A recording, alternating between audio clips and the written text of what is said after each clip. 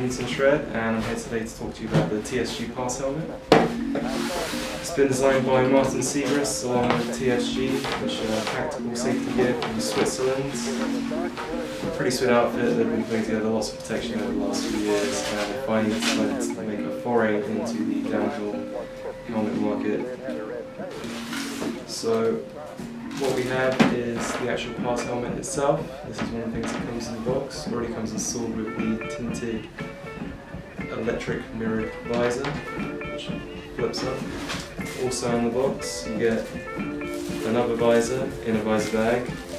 This one's clear, it's got a little paper on it and stuff. The bag that the helmet travels in, and last but not least, an instruction manual. The helmet comes in 4 different sizes: small, medium, large and XL.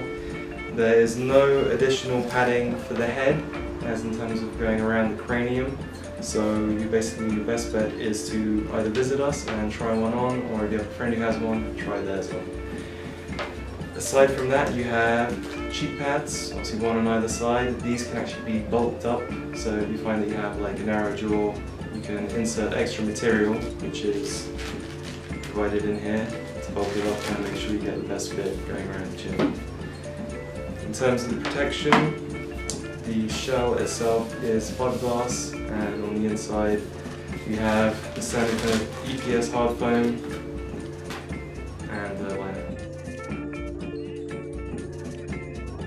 Chin guard actually features a high and low section, which helps you impact on the actual guard with your chin and your nose and not being exposed. Inside the helmet there's actually padding within this section too.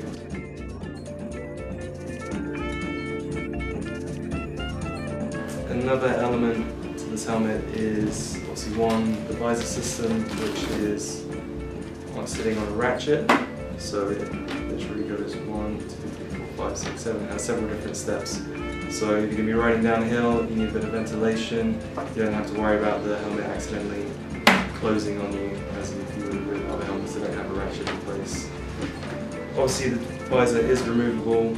A 20p coin will generally do, until it's loose enough that you can take it out by hand. Note that the lining on the actual face port itself sits incredibly close to the visor, creating next to no gap, allowing for the best aerodynamic performance you can get. Another feature of the TSG Pass helmet is the Exhalation Blocker. This is a horseshoe piece of foam that sits in the mouth guard, and you put your lips on it when you're wearing the helmet, and the breath goes out, which helps the helmet stop fogging up when you're doing downhill runs. This comes supplied with 2 different thicknesses for the Exhalation Blocker. You don't have to use it if you don't want to. The extra bit is provided inside the little bag. Ventilation. You have 2 ports just above the nose.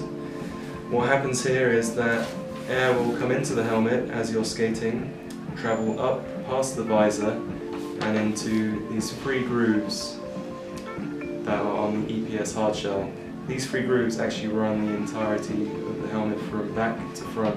So what you actually have going on in this helmet is an airflow intake through the front, up inside the visor, over the head, and which then exits around the back of the helmet, so those 3 grooves still carrying on.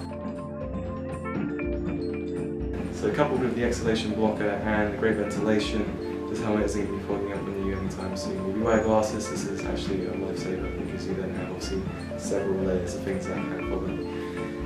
Outside of that, the helmet is pretty damn safe. It meets safety rating standards for CE EN 1078, which is also the standard bicycle safety rating, ASTM F1952, which is the downhill mountain biking standard, which obviously then certifies, thankfully, the face or the actual chin guard, and CE EN 174, which is actually for the face shield itself, which is why you can find them on road lids as well. Keeping the helmet on your head is a double D-ring strap with a button. It's fairly easy to open and operate with a single hand if you're that way inclined. You don't even have to fully remove it in order to put the helmet on.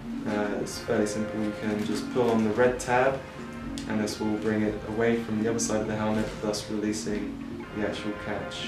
What you need to put the helmet on securely is pull the tab until it's tight, and the last thing you do is just click the button into place and stop it flapping around in the wind at high speed, because that is annoying.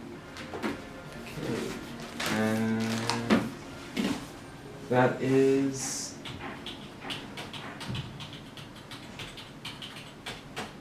it.